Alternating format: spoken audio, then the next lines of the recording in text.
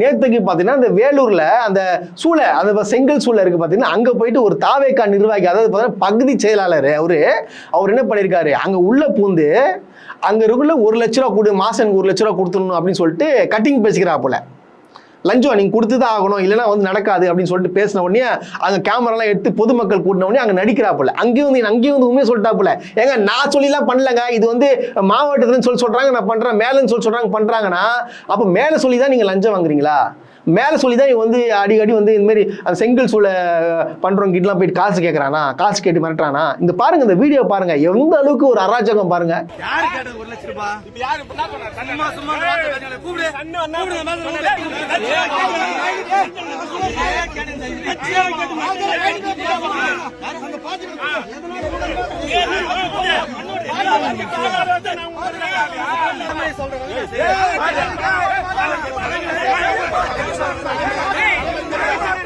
கேட்டா வந்து இவங்க என்ன சொல்றாங்க, நாங்க வந்து யாரும் தப்பு பண்ணக்கூடாது, இது வந்து நம்ம ஆட்சி, விஜயன் ஆட்சின்னு சொல்லிட்டு அவருக்கு அவப்பேரு, முதலமைச்சருக்கு அவப்பேரு இது விளைக்கும் விதமாக என்ன நடக்குது, இது நடக்குது.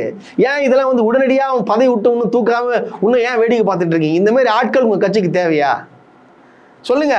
அதாவது ஆட்சிக்கு வந்து கிட்டத்தட்ட ஒரு 20 நாள் தாங்க ஆகுது. இந்த 20 நாளுக்குள்ளேயே இந்த அளவுக்கு ஒரு பாருங்க, இந்த புத்தி பாருங்க, கட்டிங் போடுறது, மிரட்டுறது, மாமூலாங்கிறது, இந்த புத்தி இருந்துச்சுன்னா தமிழ்நாட்டில் ஆட்சி எப்படி நல்லா நடக்கும்? அதாவது பிரஸ் மீட்டிங்ல மட்டும் நல்லா பேசுறது, ஆனா நடைமுறையில் இந்த மாதிரி வேலைகள் நடந்துட்டு இருக்கு. இது நிதர்சனமான உண்மை.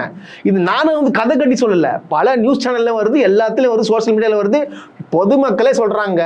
நாங்க நினைச்சது வேற, நடக்கிறது வேற. இது எப்படி போய் முடியும்னு சொல்லிட்டு தெரியலன்னு சொல்லிட்டு பொதுமக்கள் வந்து இப்போ பெணாத்த ஆரம்பிச்சிட்டாங்க. இதுதான் நிதர்சனமான